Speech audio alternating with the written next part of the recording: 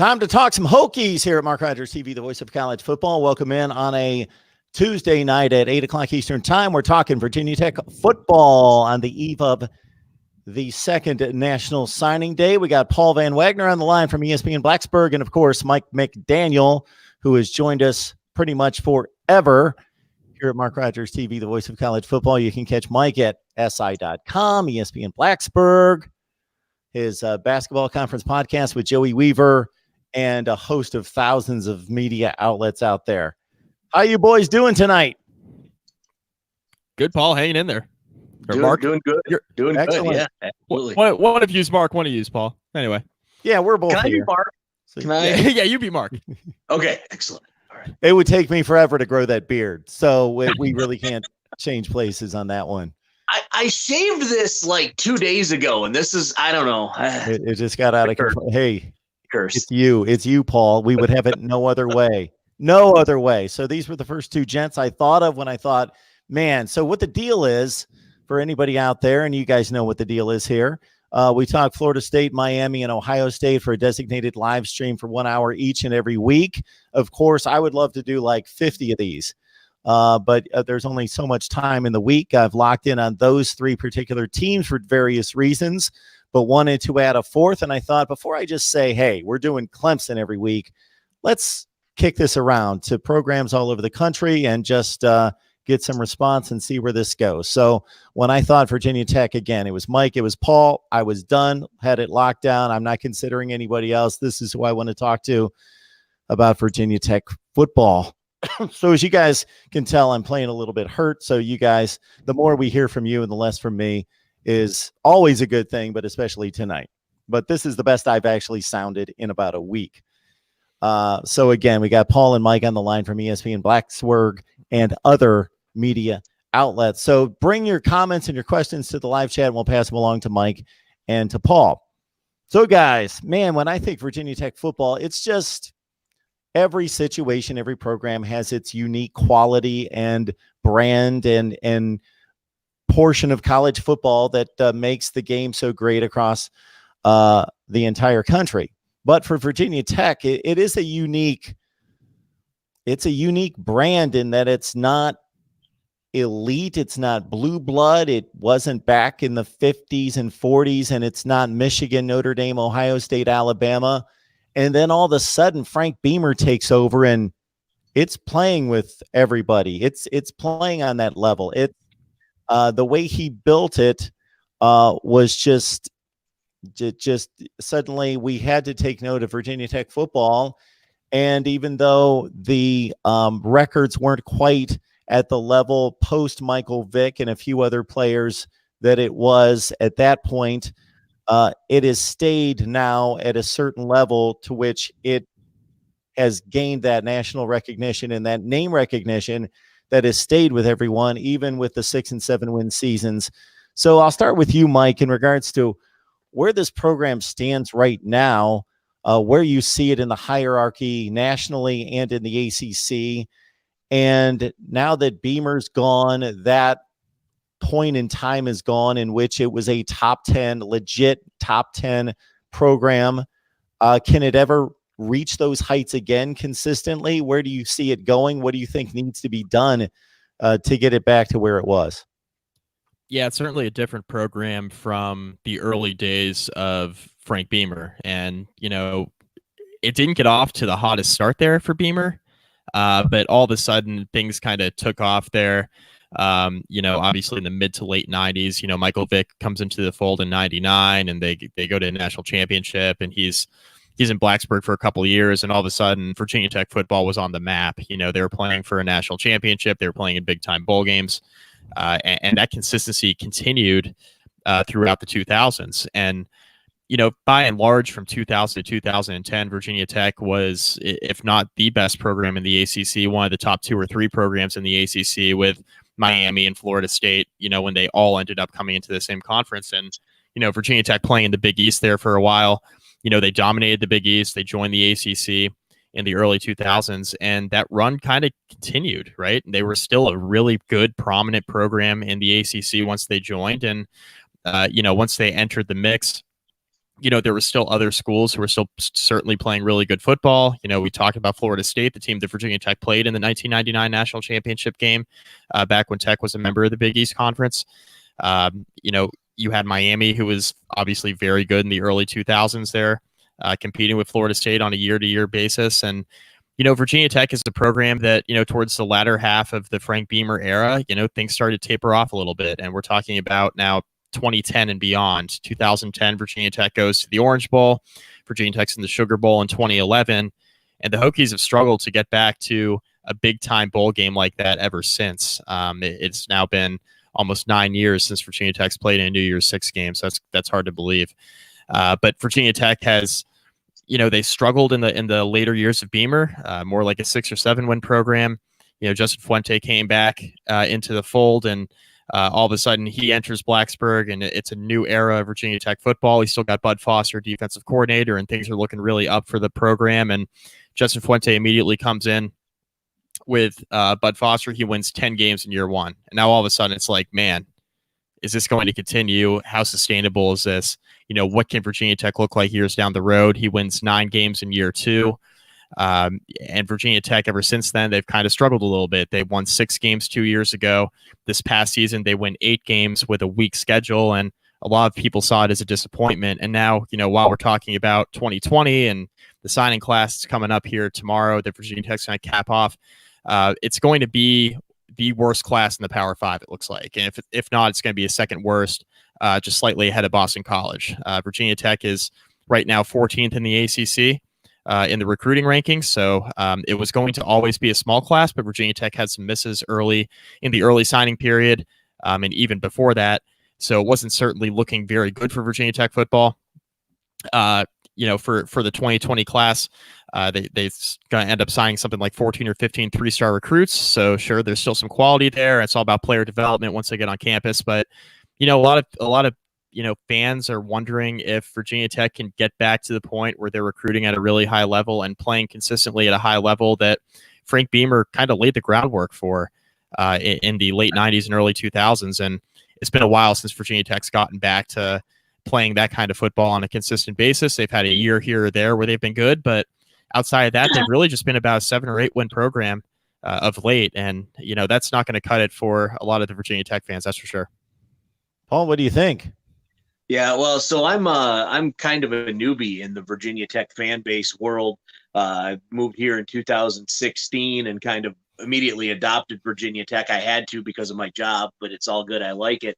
But I agree with everything Mike said. The biggest issue that you run into right now when you look at the recruiting rankings is recruiting rankings are all based off of sheer numbers. You have a class of 22, 25, 27 kids, those numbers are going to go up, and you're going to be higher ranked, and maybe unwittingly it's the numbers are skewed. You look at BYU right now. BYU is ranked 76th, just ahead of Virginia Tech at 80, but they've got 24 kids. Are you telling me that you would rather have BYU's 24 kids versus the 16 that Virginia Tech has signed?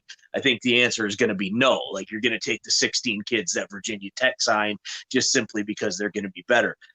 Justin Fuente has had a lot of issues recruiting, especially in the Commonwealth of Virginia.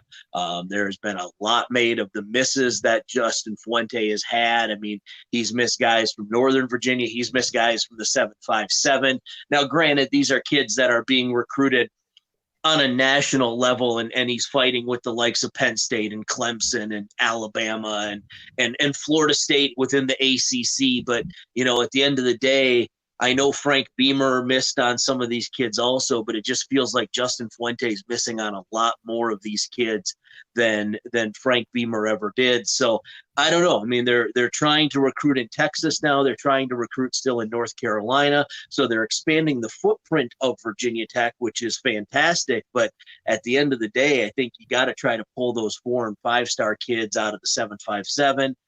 The Richmond area is hot with talent right now, and the Hokies keep missing on those kids. Northern Virginia, where Mike is always got a lot of kids there. So, I mean, you really, really need to try to pull kids more than just from the coal fields of Southwest Virginia. And nothing against those kids out there. They make great football players, but man, there's a lot of talent in that 757 that they seem to be missing on. Yeah. So what do we think has happened on the recruiting path? And again, as Paul outlines, a lot of it has to do with numbers. So you're just typically the way the metrics work. If you sign 16, you're not going to have as good a class as if you signed the same quality of player on average if you sign 22. Right. But it still should not be the 80th ranked class in the country. With 16, you should still be in the 30s or 40s, somewhere in that range. So what do we think has happened to the recruiting rankings that are typically in the 20s and now hovering near 80? You want me to take it, Mike, or do you want it? Oh, I think Mike froze up on us. I just thought he was like primed to give us a big delivery of an answer, but well, okay. So let me give you kind of my take on it. Like I said before, you miss on the 757 kids, right? Like if you look at 24/7's composite rankings, or if you look at Rivals rankings, there are traditionally probably in their top 250, 7 or 8 kids from Virginia. None of those kids are coming to Virginia Tech. Their top recruit was Alex Bryant, or rather their top signee is Alex Bryant. He's a 4-star kid. He's going to be a hell of a defensive end for Virginia Tech if it pans out. But you know what? He's out of Dallas, Texas. So you're missing on local kids. And I don't know, maybe this is the new way of college football, right? Like maybe it's not so much about getting the kids from Virginia. Maybe those kids want to go to Penn State or to Clemson or whatever. So you do have to expand your footprint. I'm not a recruiting expert, but what I do know is there are a lot of misses for the Hokies out of the Commonwealth of Virginia, and you just can't do that.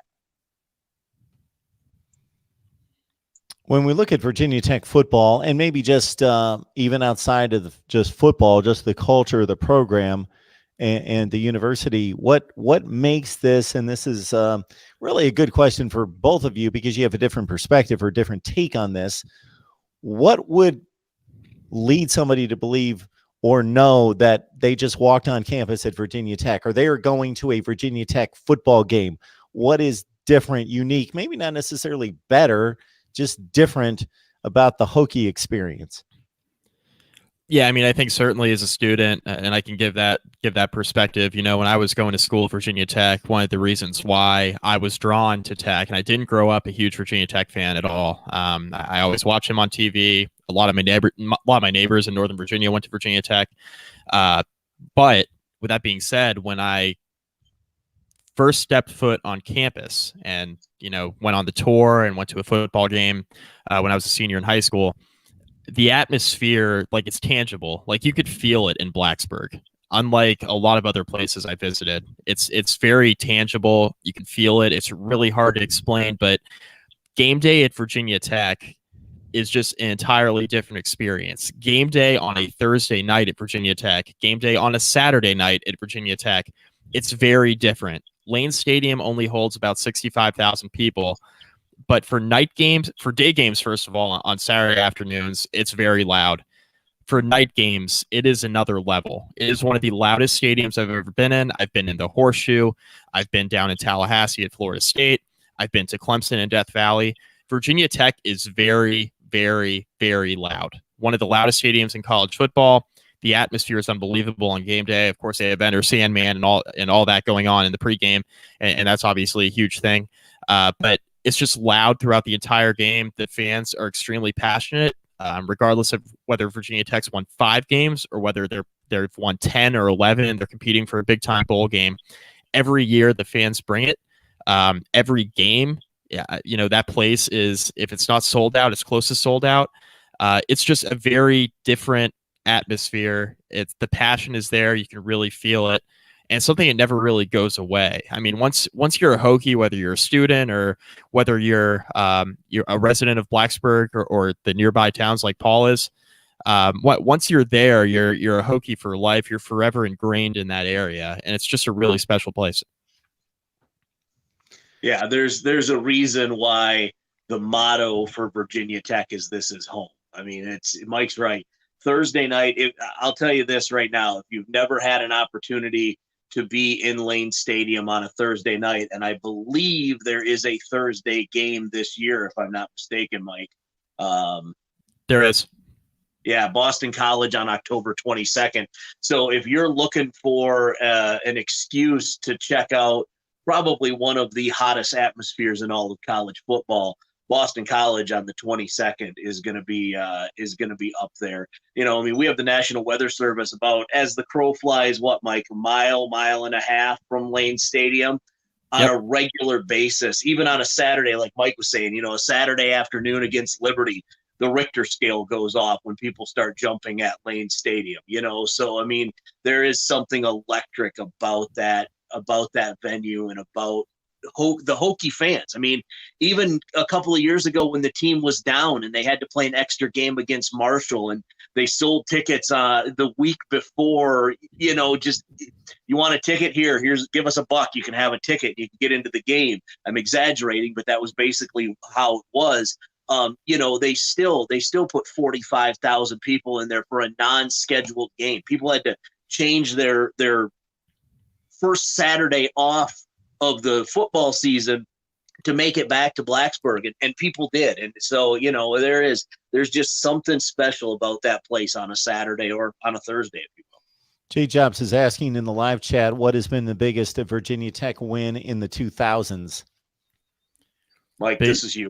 Yeah, biggest win in the 2000s. The upset of Ohio State in 2014 is up there. I know that was suggested. That's one of the biggest wins. I was actually in Columbus for that game, and I just remember how it was kind of going down throughout the game. It just kind of felt like Virginia Tech was going to pull something off. Just things were not going Ohio State's way. It was JT Barrett's first home start when he was a freshman. He just was really, really struggling. Even though it was a night game, he was at home. It was just the atmosphere. Not many people were that high on Virginia Tech that year. Virginia Tech goes into Columbus, pulls off the upset. That was probably one of the biggest wins of the 2000s for Virginia Tech. The Hokies had several pretty big ones in the early to mid 2000s, of course, but more recently, I think 2014 against Ohio State is the biggest win they've had in quite some time. Ohio State's Ohio State regardless, and that Ohio State team was ranked 5th at the time, but little did we know that they would go on to win the national championship, and that would be the only loss in 2014 for a team that then dusted off Wisconsin, Alabama, and Oregon 3 consecutive games to close it out. So they were pretty good and just littered the NFL draft after that. Talking Virginia Tech football with Paul Van Wagner from ESPN Blacksburg, and also Mike McDaniel, ESPN Blacksburg, one of his many stops, as well as SI.com. And also you can catch him on his podcast, Basketball Conference Podcast with Joey Weaver. So just check out Mike McDaniel, SI, at Mike McDaniel, SI. And Paul, where can we find you on Twitter? At Paul V. Wags. It's really simple. Perfect. Because, of course, we're follow each other on Twitter. But could I come up with your Twitter handle? Absolutely not. So there it is. I even have to double check on your spelling of your name when I build your graphic. Yeah, it's really not that difficult once I look at it, but you can spell it about 20 different ways. And I just, it's basically the easiest way. There are no double G's or no double V's or anything like that. Nothing crazy. No. But it's Paul Van Wags on Twitter. All right. Looking at, the 2020 schedule, let's dive into it. Liberty's the opener. Penn State. Very nice. That one at Lane Stadium. There you go, right out of the gate. That obviously jumps off the page. Yeah, Virginia Tech had a pretty weak home schedule this year. They had 2 FCS teams that they played. They're one of the only teams in college football to do that. They had 2 FCS teams on the schedule. That wasn't great. The Penn State game is going to be a big barometer game, but even with that being said, there are some more important games on the schedule than the Penn State game, and it's the biggest game. It's going to receive the most hype. Penn State's going to be good next year, and Virginia Tech, that's a win that could, potentially make them relevant heading into the ACC schedule. But it's not the biggest stretch of the season for Virginia Tech. Virginia Tech's got 3 road games, I think, that will decide their season. They go on the road to North Carolina the second weekend in October. They have a bye week, and then they host Boston College on the Thursday night, like Paul mentioned. But they go to Louisville on the road, and they play at Pitt on a Friday. And, they have 2 road games in a span of 6 days. Heinz Field has never been too kind to Virginia Tech. That's the game that people are probably worried least about when talking about North Carolina, because they have potential to win the Coastal, obviously. Talking about Louisville and what they did in year 1 under Scott Satterfield, they certainly have potential to be one of the best teams in the Atlantic next season. And the Hokies have Pittsburgh there to kind of close out that 3-game stretch. That's 3 road games in 5 weeks if you count the bye week. It's going to decide Virginia Tech season. That Pittsburgh game could be really, really important for the Coastal Division there. And Virginia Tech's in a position now where they can't overlook anybody. Virginia Tech in the past, you could look at Pitt, you could look at Duke, you could look even at North Carolina in the past. You could say, yep, Virginia Tech can beat those teams. It's not that way anymore. And some of that has to do with Virginia Tech not playing as well, certainly. And then some of it has to do with these teams improving. Obviously, North Carolina going out there, getting Mac Brown. That's obviously done them wonders in year 1. Pittsburgh under Pat Narduzzi, they haven't been great, but they're pesky and they're annoying. And Virginia Tech always struggles with them on the road.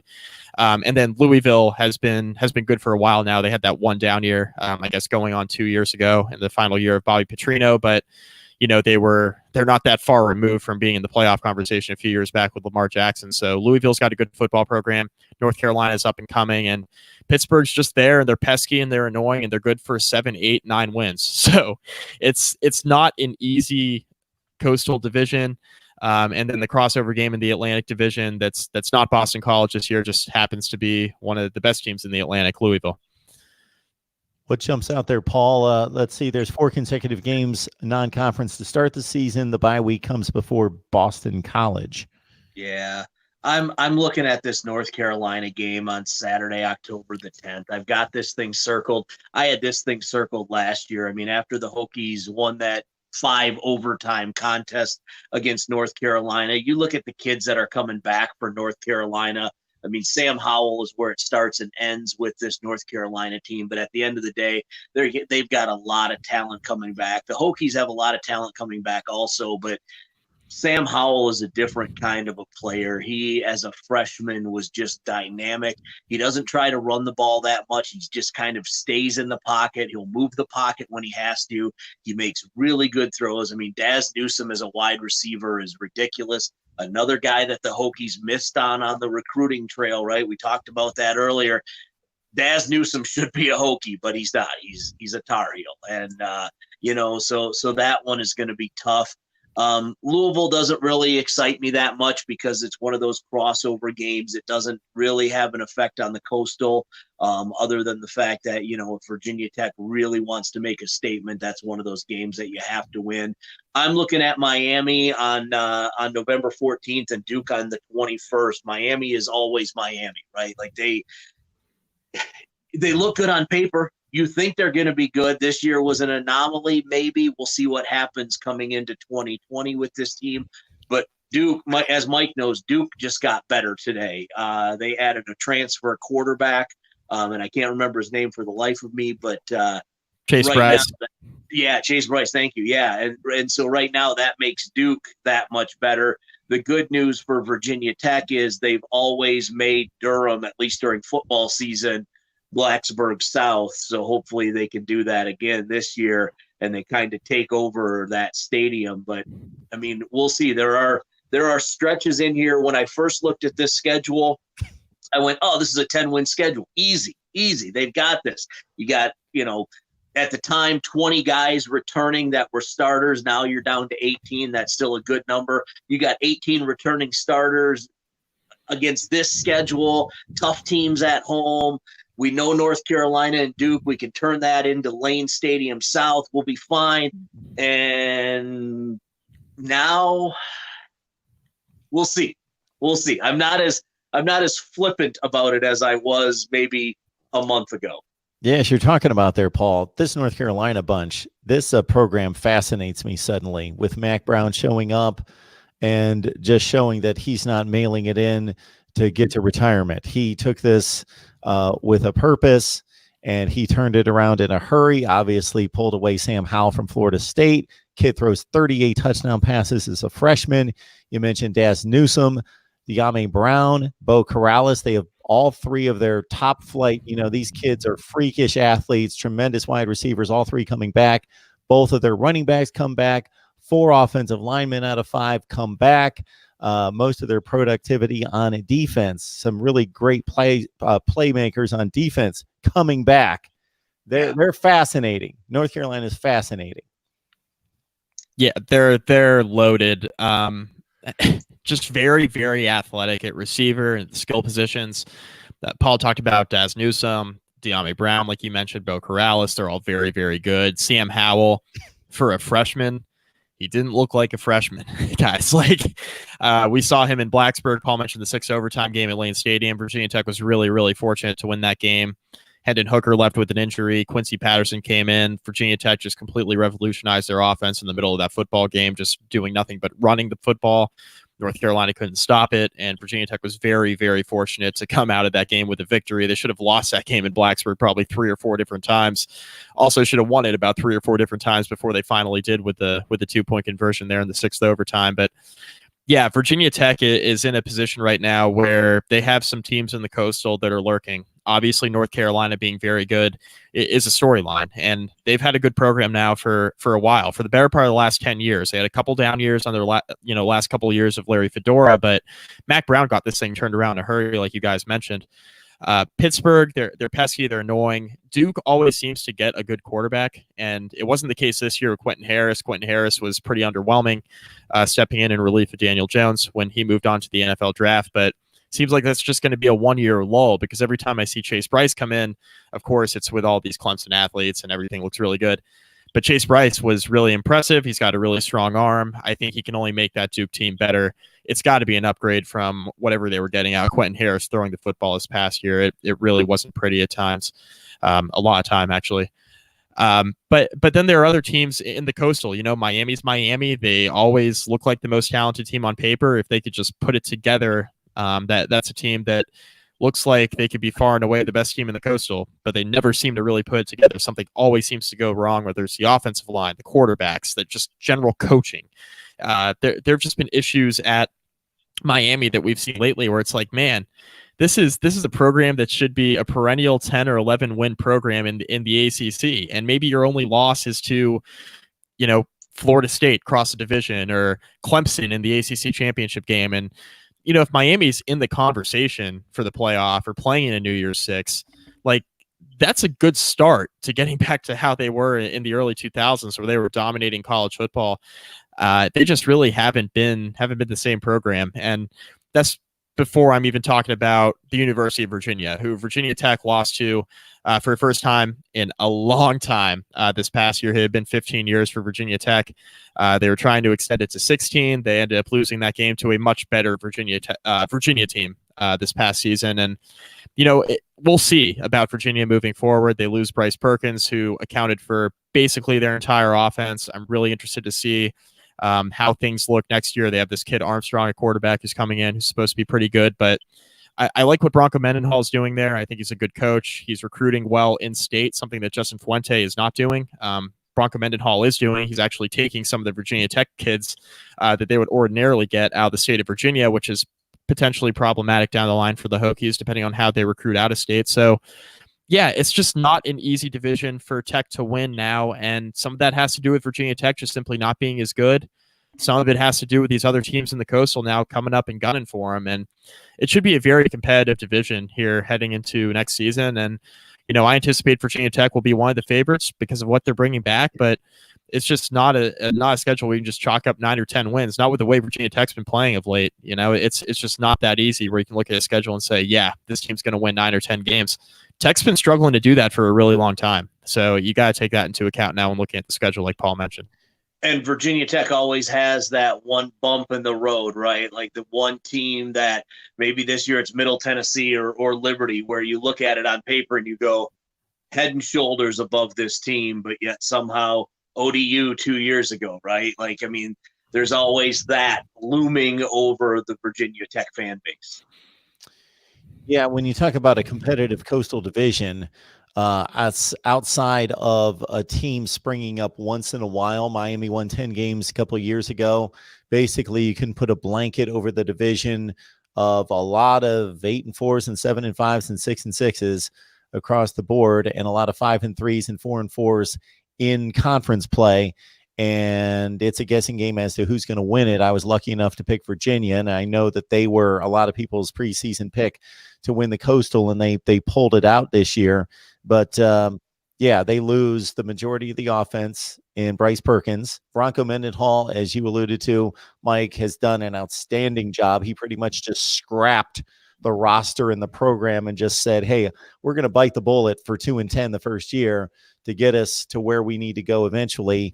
And now he's building something. So we don't have a hierarchy that's obvious within the state, Virginia Tech. I'll be fascinated in the next 10 years who takes control, if either one does, within the state and becomes the greater power within the ACC, because you could sell me in either direction right now. I think it would be a toss up at this point. I think we're far from seeing another 15-game winning streak in either direction. I think, with how Virginia Tech's been playing of late, and you couple that with how UVA has come on now the last couple of years, where they've certainly been more competitive in the ACC. I think this is kind of anybody's state at this point in time. And, the best program in the state actually might be up the road there in Harrisonburg with James Madison. Now, I'm not saying that they'll, Virginia Tech's going to go out and lose to James Madison, but from a consistency standpoint in the FCS, James Madison keeps going back to FCS national championships, and they're got a very good program there up the road. That's probably the most consistent in the state. Maybe not the best, obviously, but the most consistent in the state of Virginia right now.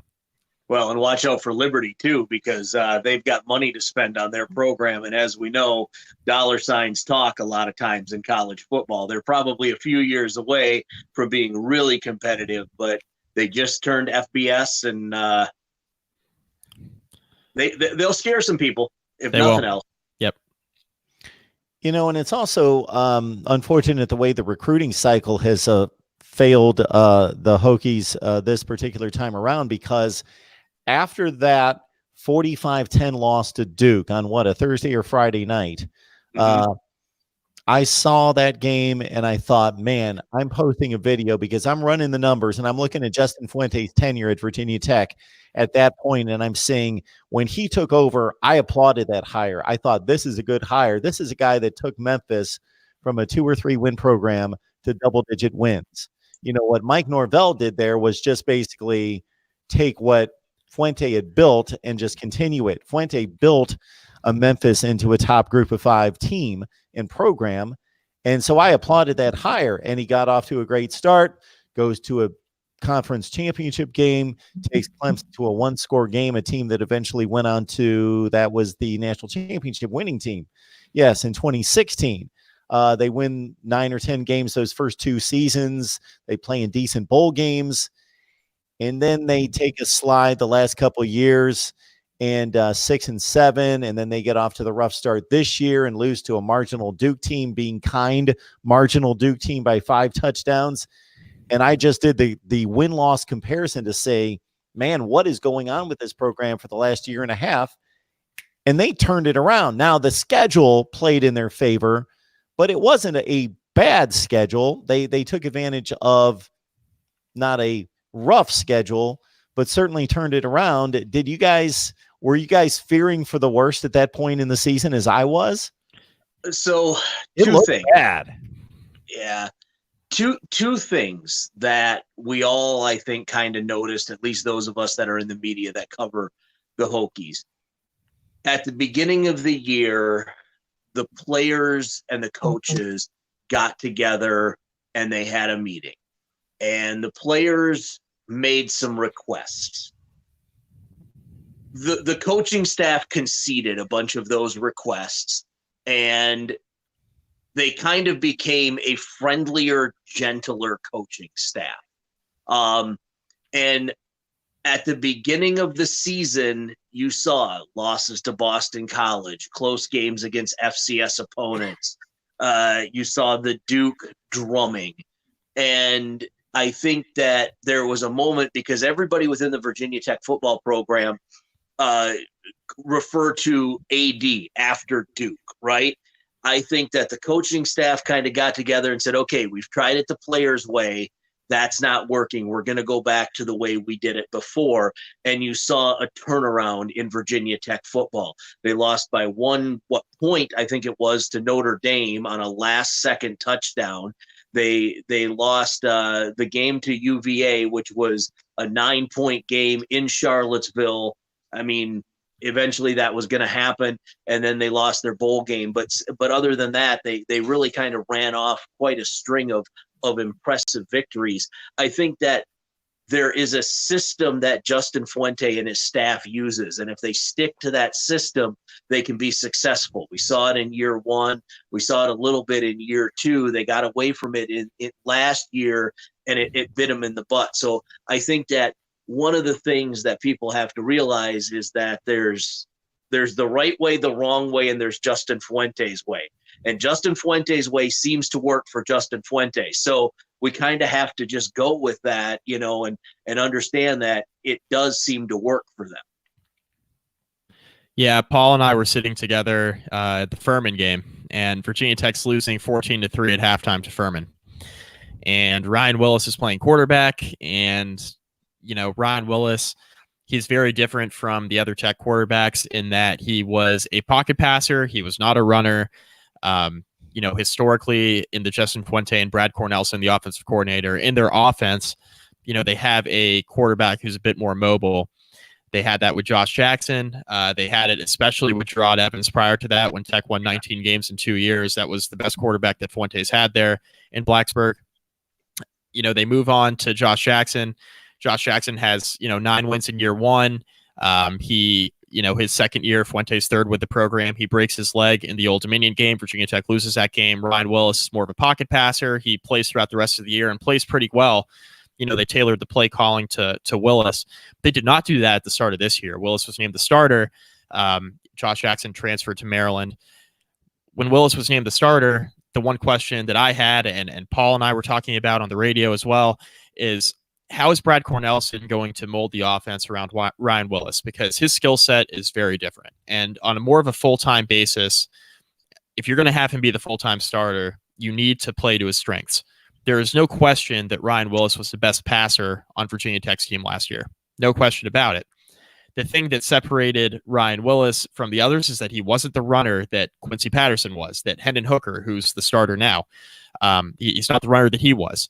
Hendon Hooker takes over at quarterback for Virginia Tech because Brad Cornelson didn't play to the strengths of Ryan Willis, and Ryan Willis did not play particularly well even when he was given opportunities to succeed. So it was a little bit of both items at play there. When Hendon Hooker became the starter for Virginia Tech, and you saw Hooker's running ability and what that added to the offense, you saw his passing ability, which was better than everybody expected it to be. All of a sudden, Virginia Tech's running an offense which, you got quarterback power plays, you got read option plays. All of a sudden, the defenses are biting on the quarterback keep, right? Because Hendon Hooker's a threat to run. Virginia Tech didn't have that for the first 5 weeks of the season. They really didn't. So every time Ryan Willis would pull the ball out and run, he'd get hit in the backfield. He'd gain a yard or two. Or everybody would just say, okay, we're just going to key on the running backs because that guy can't hurt us running the football. And they couldn't, those defenses in the ACC couldn't do that anymore once Hendon Hooker took over. I think that was the biggest difference in Virginia Tech's offense. Now, the defense, I think, played pretty well all of last year. They really struggled 2 years ago in that 6-7 season that Virginia Tech had. The defense, I thought, for the most part, was better a year ago, but still wasn't great. Still rough around the edges. They had trouble getting home to a quarterback. The pass rush wasn't particularly good. But the defense improved as the year went on, as the offense improved. The defense had more time to rest on the sideline because the offense was scoring points and putting up longer drives. All of those things at work, led to Virginia Tech kind of rising from the dead and being a very competitive team in the second half of the season. There were, if Virginia Tech wins that game in South Bend with Quincy Patterson at quarterback, by the way, Hendon Hooker was hurt from that North Carolina game, didn't even start in that game. Tech goes into South Bend, nearly beats Notre Dame, loses that game by a point. If Tech wins that game, they're probably ranked. They lose a tough game, like Paul mentioned, at the end of the year to UVA. That was a one-score game either way throughout the entirety of the game. UVA scored a late touchdown in garbage time to make that a 9-point game. And then Virginia Tech loses a tough game to Kentucky in the bowl game. It was a very competitive game. It was back and forth. Virginia Tech actually probably should have won that game, didn't. But things looked better. for the last 2 months of the season. There's no question about that. And Virginia Tech needs to harness all the good that came out of the last 2 months of this year and apply it to the first part of next year, because they don't have time to ease into their schedule next year now. You know, we talked about the Penn State game. Maybe it's not the most important game, but certainly the biggest game. It's the best team they're going to play all year. They got to be ready right out of the gates next season, because, you know, the Hokies have that opener against Liberty, and, you know, Liberty is not the same program that Virginia Tech is. Certainly Virginia Tech will be favored by probably three scores in that game.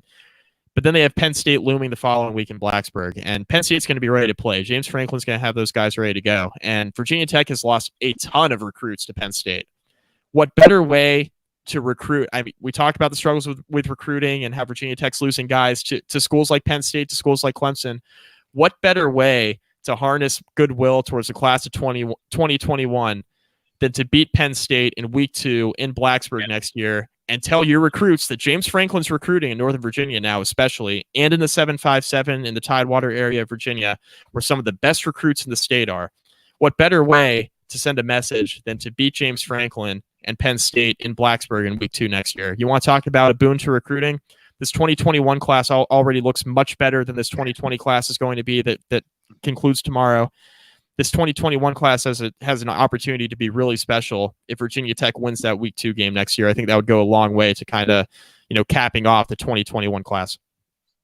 Which would be a fairly heavy lift, but not insurmountable. Penn State's a really, really good program, a top 10 to 12 program in the country, but I would not be shocked. We'll probably be, I'm going to make an early forecast on this one, about a touchdown favorite at Lane Stadium, something in that range. Mike's on top of those numbers a little better than I am, but you know, that's way out projecting a line for that game. But certainly Virginia Tech will have a fighting shot, a much better than puncher's chance of pulling off a slight upset in that one against Penn State. But yeah, that would get the attention of a lot of people around the ACC if Virginia Tech wins that game against Penn State. For sure. I think as we get closer to spring, we will certainly dive into positional units. You guys can educate me and the rest of everybody else out there on what you're looking for, who needs to be an impact player, who could be the breakout players on both sides of the ball, and we'll dive into that a little bit more in depth in the next several weeks as we head again towards spring practice. But as it stands right now, give me one name of somebody you're excited to see step on the field this fall, Mike. Yeah, for me, it's going to be Tavion Robinson. He's a wide receiver for Virginia Tech who got significant playing time as a true freshman this past year. He developed into a really important player for Virginia Tech. As the season went on, he started to get more touches in the passing game and in the running game. Virginia Tech uses their wide receivers and their running backs in a variety of ways. Tavion Robinson is a guy who I thought certainly got better as the year went on. He's one of the fastest kids on the team. I mean, he can absolutely fly, and when he gets in open space, he's really, really good. Took on the punt return duties towards the end of the year and proved to be a significant player in that regard as well. So he's been really dynamic both on offense and on special teams, and I think his role will continue to evolve here as the years go on. I think he has an opportunity to have a really nice career in Blacksburg. He's the guy I'm most excited to see next season for Virginia Tech. Anybody in particular, Paul? I got two, actually, one on each side of the ball. First one is Braxton Burmeister, the transfer quarterback out of Oregon. Everything that I've heard out of the program is this kid's the real deal, can kind of do everything that Justin Fuente wants, can run, can throw, good at reading the defense, all of that. We know the Justin Fuente way is that there will be an open competition for quarterback. It's not Hendon Hooker's job guaranteed going into the 2020 season. And Burmeister seems to be the guy that's really going to push him. Be really interested when we get to spring ball to see how that kind of pans out. The guy on the defensive side that I'm really interested to see how he kind of grows is Dax Hollifield. Dax has been just an animal for Virginia Tech since its freshman campaign. He started every game, I think, that he's been with the Hokies. If not started, he's definitely played in every game that he's been a Hokie. and he just keeps getting better and better. The embodiment of not just everything you want out of a Hokie, but the embodiment of everything you want out of a linebacker and a defensive player. Almost kind of like a Dick Butkus type throwback linebacker, right? Got the cut on the nose, blood dripping off of him every game. Like, this kid just comes to play. He's a gamer, and I'm looking forward to seeing how he kind of makes strides in the next year. All right, folks, this is what we do each and every day, 24/7, 365, even in the off season. Talk college football, the game we love. Best discussion, debate, and analysis right here at Mark Rogers TV, the voice of college football. But I certainly could not do it without the likes of Mike McDaniel from SI.com, ESPN Blacksburg, and also join him on his podcast, Basketball Conference Podcast with Joey Weaver, and of course, Paul Van Wagner. Join him on ESPN Blacksburg. Guys, hopefully we can do it again. And I appreciate you accepting the offer to talk some Virginia Tech football and field some questions here. Appreciate it, Mark. Yeah, definitely. Thanks for having us.